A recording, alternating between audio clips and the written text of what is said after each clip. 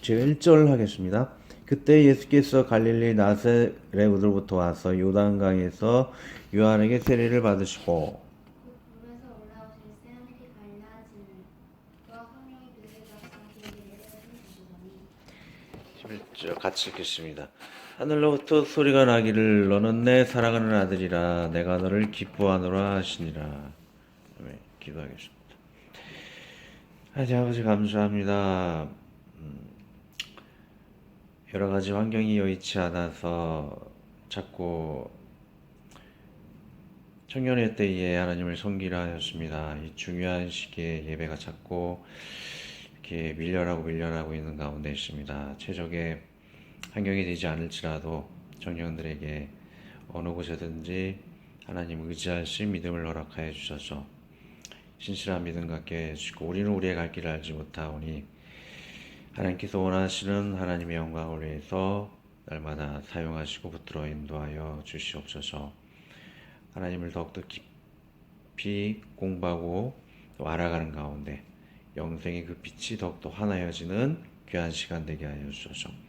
나갈 때 모든 환경에 위치함을 용납하여 주시고 은혜롭게 하여 주소서. 예수 그리스도의 이름으로 기도하였습니다. 자, 먼저 언어를 해석하고 본문 내용 들어가겠습니다. 자, 요단이라는 단어를 보겠습니다. 이오르 다네스라는 뜻으로 읽어드리면 이오르 다네스는 히브리 아르덴에서 유래했으며 아르덴의 의미는 그 어원의 인도 아래어인지 혹은 서부 셈족어인지 달려있다. 만일 전자라면 그 영관 강을 뜻하게 될 것이지만 후자라면 내려가다는 뜻이 역은 야라드 이렇게 장황하게 나와 있는데 요단이라는 뜻은 그 영광 강이나 내려가다는 그 두 가지 의미가 있다 그래요. 우리가 생각하기에는 요단을 건너면 천국이라는 그런 의미로라고 생각할 수 있지 모르지만 천국에 흐르는 요단을 생명수라고도 생각을 해볼 수가 있겠죠. 그 영구한 강, 즉 하나님에게서 나오는 그 생명수의 강, 그런 의미로도 해석을 할 수 있을 것입니다. 그 생명수 강가가 하나님 말씀을 통해서 천국에서 그 흐르기 때문에 그 영원한 강이라는 의미가 요단강이라는 의미를 가지고 있다라는 것. 예. 요단강 건너 천국이라는 의미뿐만 아니고 하나님에게서 나오는 생명수의 강, 그렇게라도 생각을 할 수 있다는 것이죠. 세례는 밥티조라는 의미를 가지고 있습니다. 장로교에서는 이렇게 세례를 하고 침례교는 침례를 하는데 두 가지 의미를 언어 자체에 가지고 있죠. 장그다라는 의미는 이게 침례하는 것, 물들이다. 이렇게 세례 받을 때 이게 얼굴 머리 위에 이렇게 찍죠. 이게 물들이다. 그런 언어상으로도 세례가 두 가지 의미를 다 가지고 있다라는 것입니다.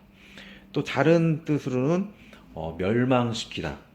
그리고 부활한다라는 그런 의미를 가지고 있다라는 것이죠. 그래서 우리가 세례를 받을 때 우리의 죄를 멸망시키고 예수님의 이름으로 다시 부활한다. 성결을 하고 함을 통해서 우리의 옛것이 죽어지고 예수 그리스도 안에서 다시 새롭게 된다. 그런 의미로 생각을 해볼 수가 있겠죠.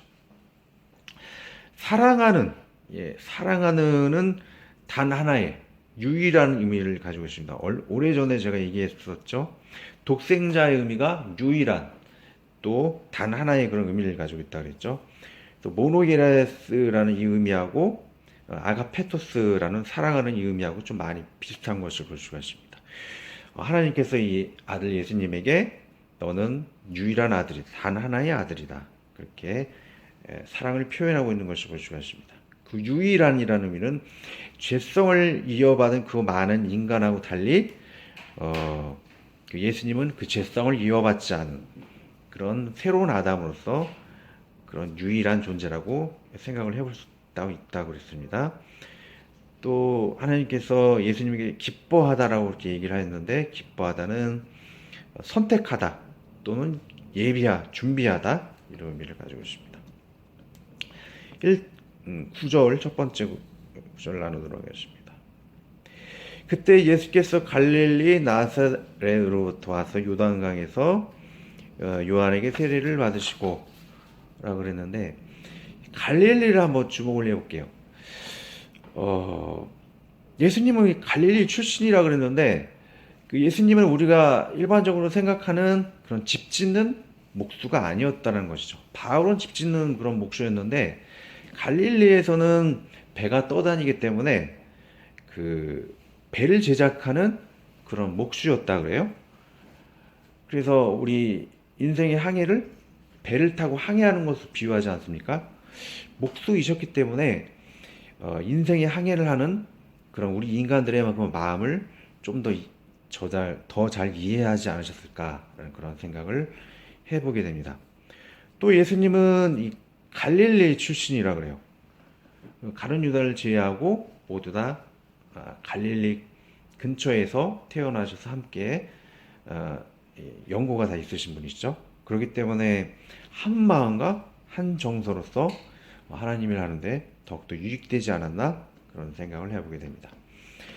또 갈릴리 이 지역은 너무나 이 윤택하는 곳이기 때문에 수많은 열방들이 침범을 했다 그래요.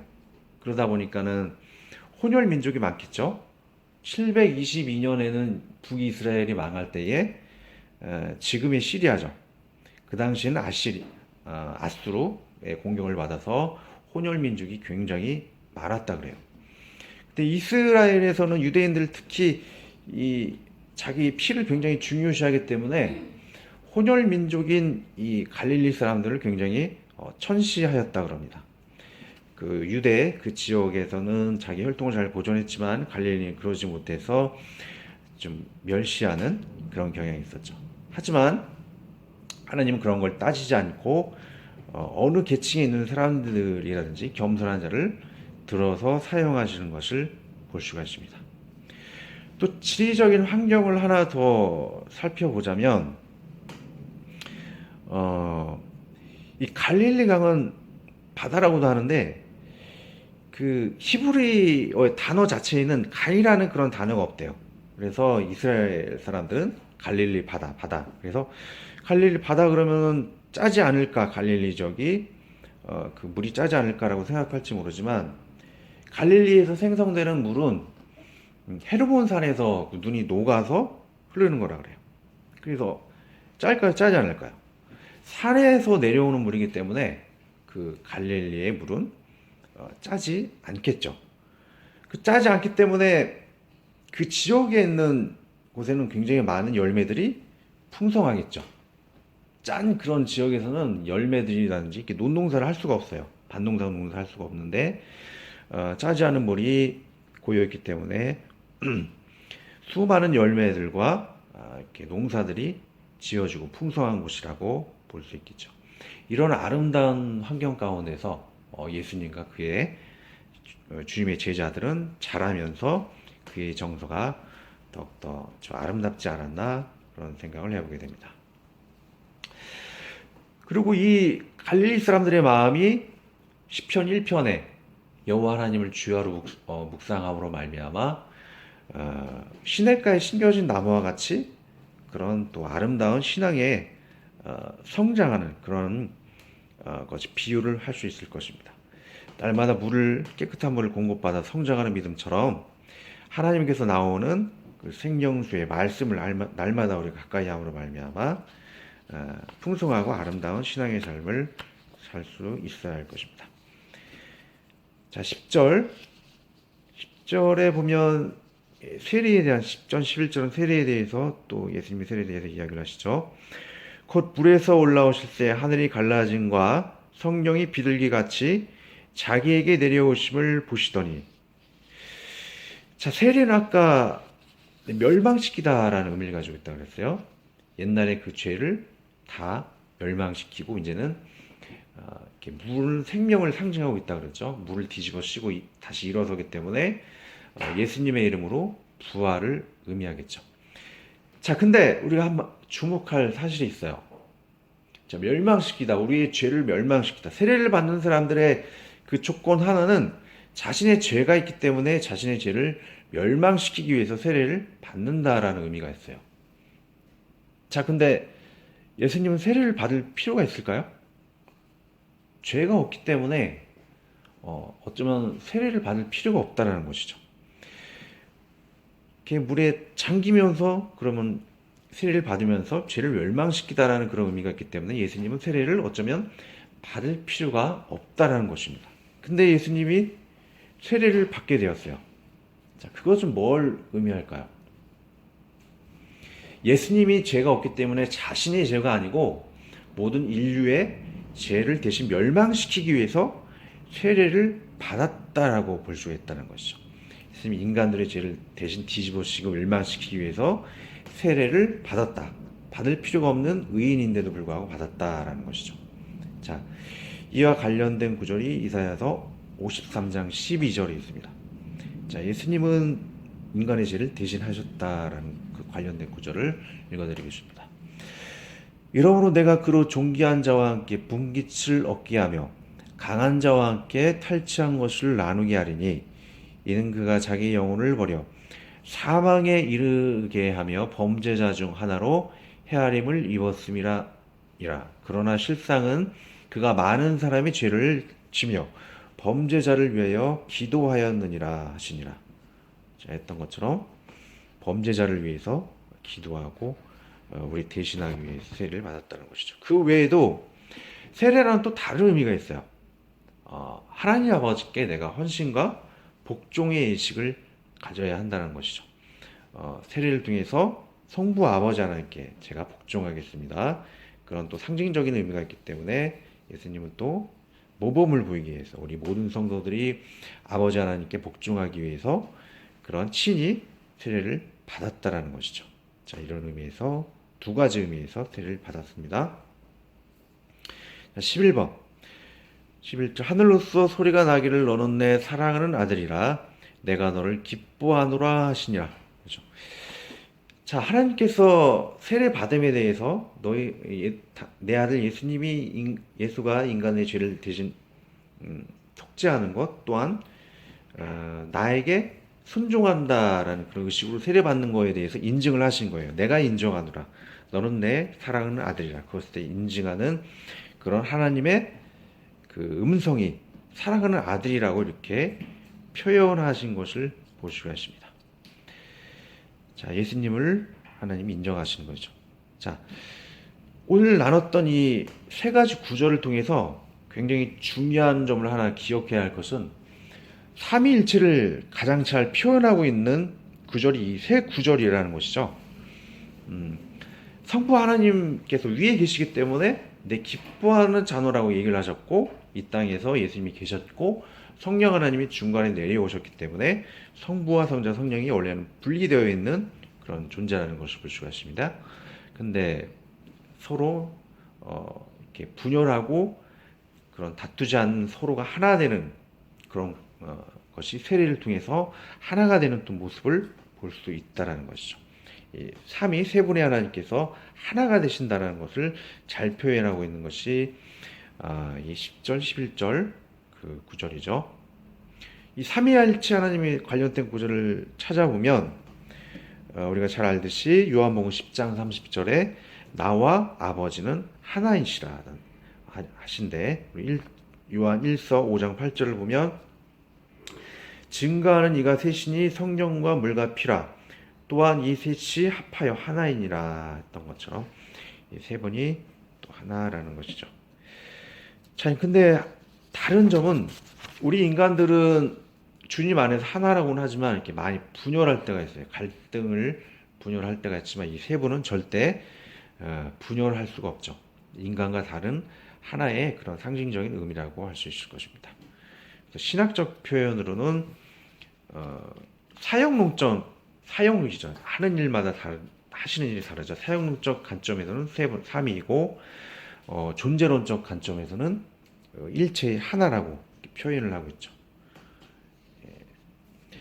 근데 우리가 좀 주의해야 할 것은 이 하나라는 의미를 이렇게 이단들은 뭐 성적 하나로 이렇게 생각을 하고 있는데 전혀 그런 것이 아니죠. 성경 어디에도 하나를 표현해도 그런 의미하고는 전혀 상관이 없습니다.